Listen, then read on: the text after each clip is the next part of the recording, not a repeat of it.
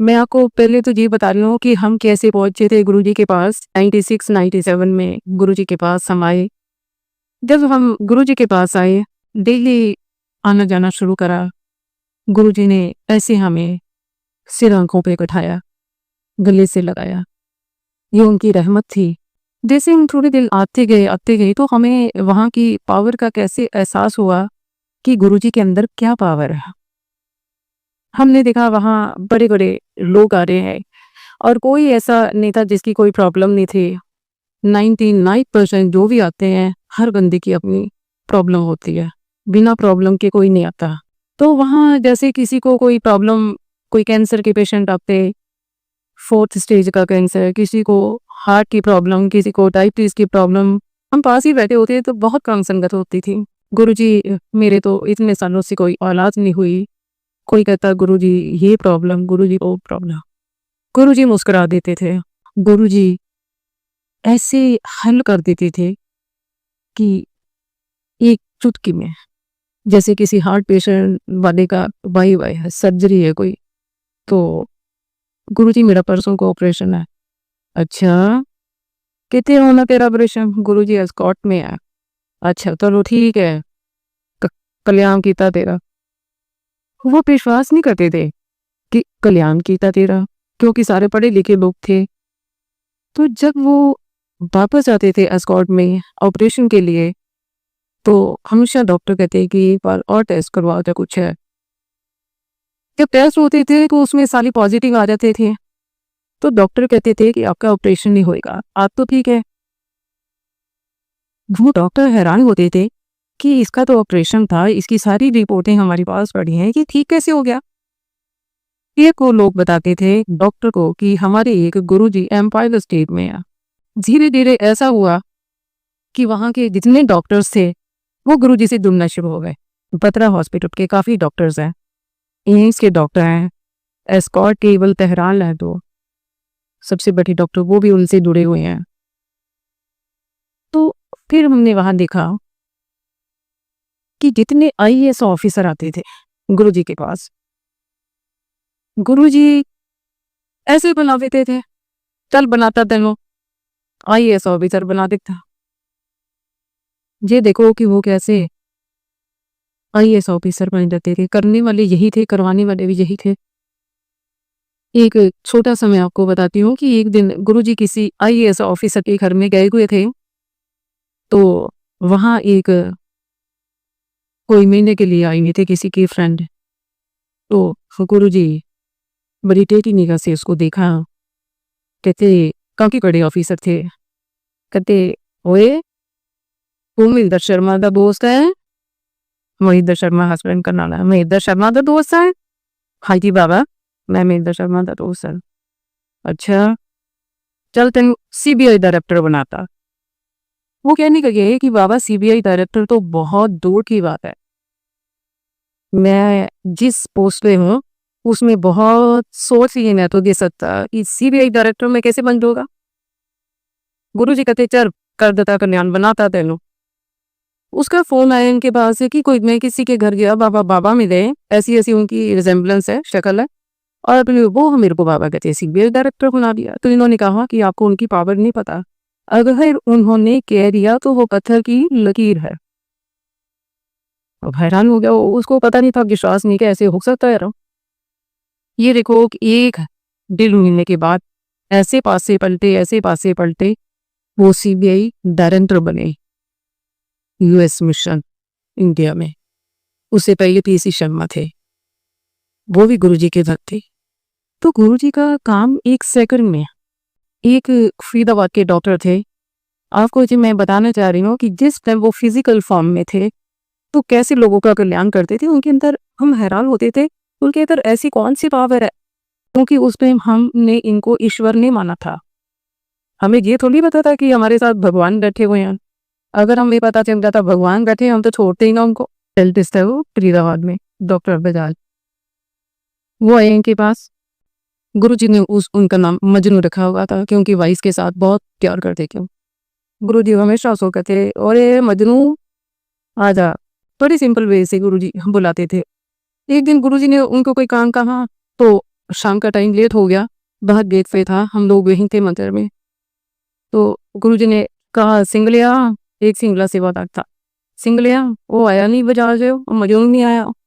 वो सिंगला वहां दौड़े गए, मेन एंट्री पे दौड़े गए तो डॉक्टर बजाज आए, क्योंकि गुरुजी जब हुक्म देते थे लोगों की ऐसे काम पे जाती थी, उनके काम जाती थी।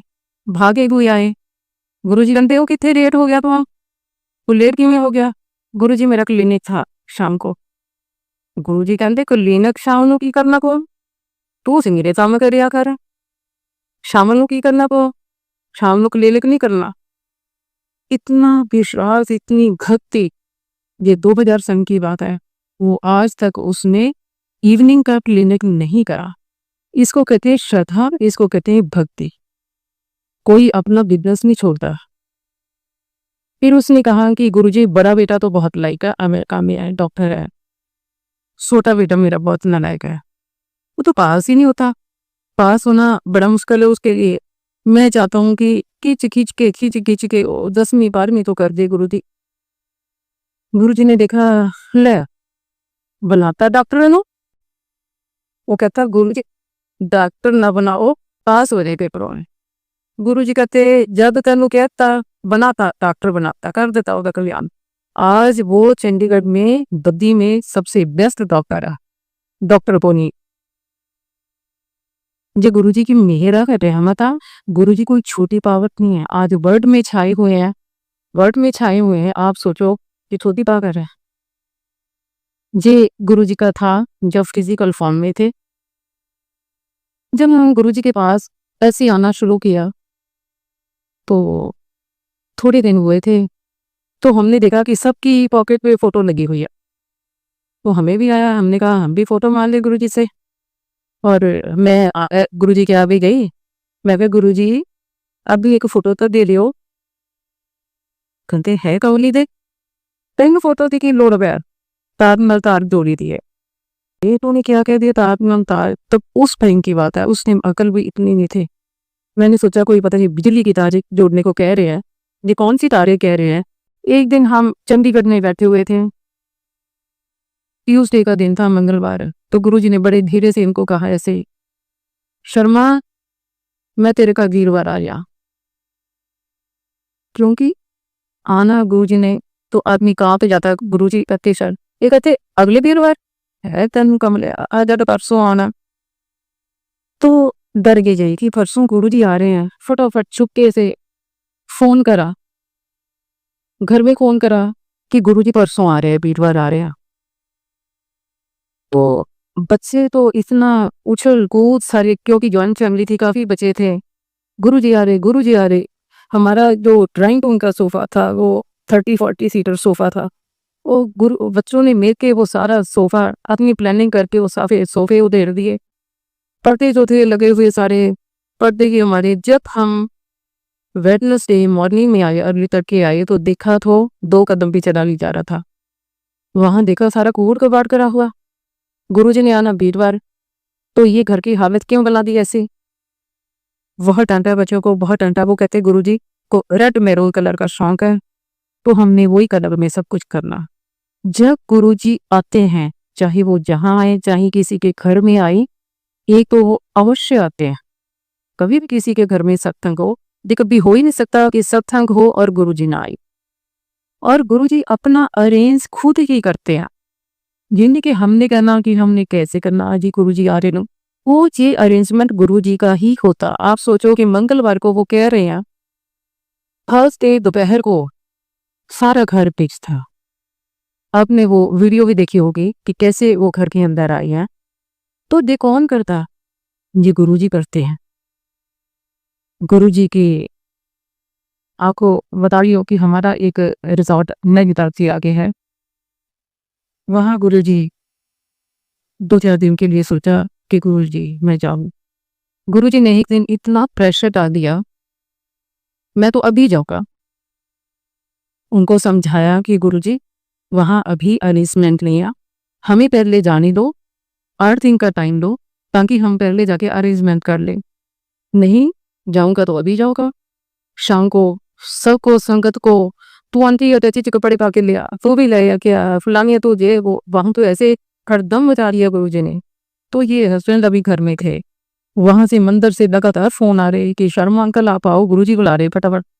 इन्होंने फिर आके कहा गुरुजी सिर्फ हमें 7-8 दिन का टाइम दो। गुरुजी कहते क्यों? कहते वहां जाके थोड़ा अरेंजमेंट कर लें, कुछ आप आ रहे हो, गुरुजी कहते आते बनावांगे तो आते खावांगे, तुम क्या चिंता करता।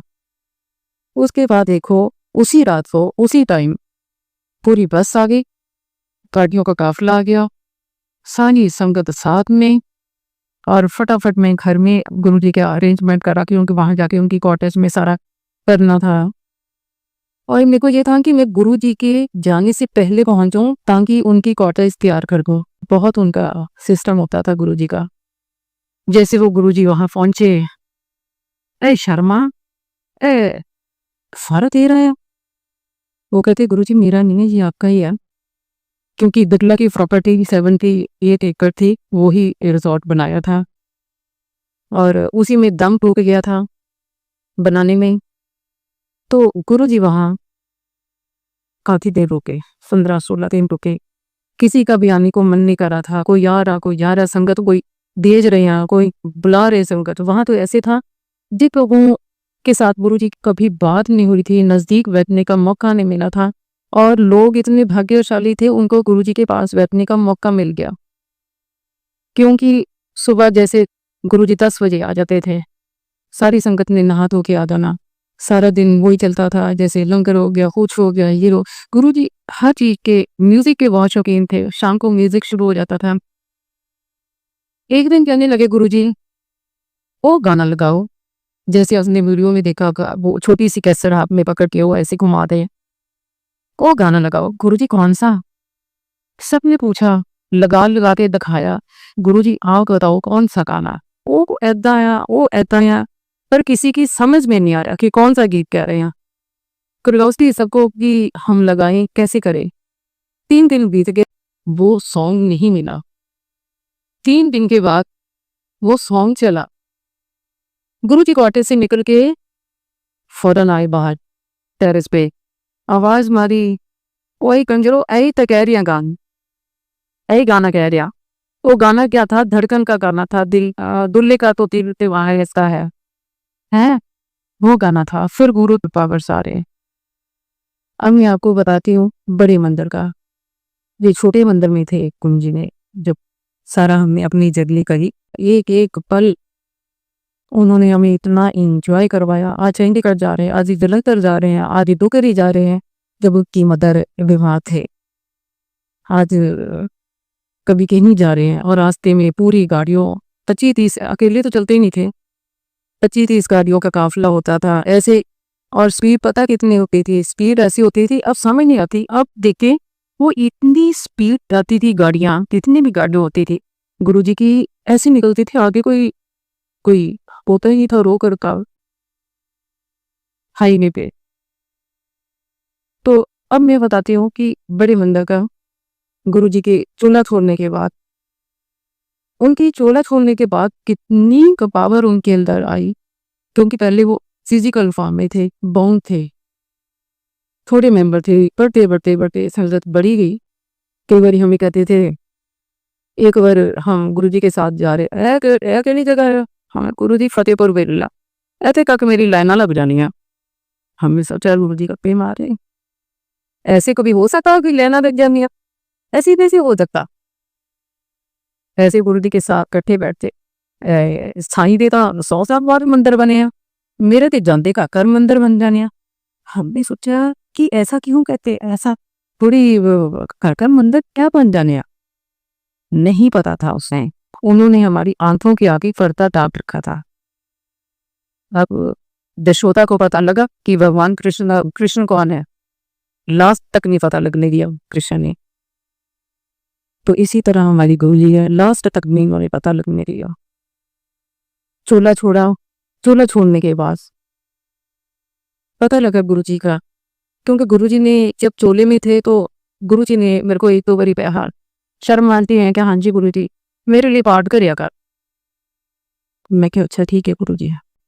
तो जब उन्होंने चोला छोड़ा, जिस दिन चोला छोड़ा, उनकी बॉडी भी वहीं थी हमें, और हमें पता चला हम रोते हुए मतलब उस टाइम हमारे ऊपर आसमान टूट पड़ा। इतना हमें था कि वहाँ हर इंसान, ये नहीं कि हम ही कह रहे हैं, वहाँ हर इंसान सोचता था कि हम भी मर जाए, क्योंकि वो अपनी संगत से बहुत ही ज़्यादा अटैच्ड थे, बहुत ज़्यादा अटैच्ड थे। तो मैं रोती हुई जैसे बड़े गेट, मंदिर के बड़े गेट से निकली तो आगे सीढ़ियों से आगे मैं पहुंची। आंखें तो बंद थी मेरी, तो मैंने देखा तो देखा 6 फुट लंबी एक लेडी थी, और उसने ना जैसे सिर ढका हुआ था, पंजाब की टाइप सिर ढका हुआ था, और ये हल्का सा मैंने उसको ऐसा जरूर देखा कि क्या कम्प्लेक्शन था उसका। जैसे मैं टकराई आगे से तो उसने मेरे को कहा, तू मेरा टंगन पाठ ही नहीं किया तो मैं बजना किसी का। तो मैंने उस बात का भी ध्यान नहीं दिया, क्योंकि उस टाइम तो हमारी वैसे बुरे हाथ थे। 2 दिन के बाद मेरे को ध्यान आया कि ये कौन था, और ऐसा तो मैंने गुरुजी के मंदिर में ऐसी दीदी नहीं देखी जो 6 फीट से भी प्लस हाइट हो और ऐसे कपड़े पहने हो, सिर ढका, मैं तो कभी देखा नहीं है। फिर ध्यान आया कि जी गुरुजी है। गुरुजी किसी भी रूप में दर्शन देते हैं वहां, कभी किसी रूप में, कभी किसी रूप में दर्शन दे देते हैं, और ये तभी पता लगता जब हम आंखों से ओझल हो जाते हैं।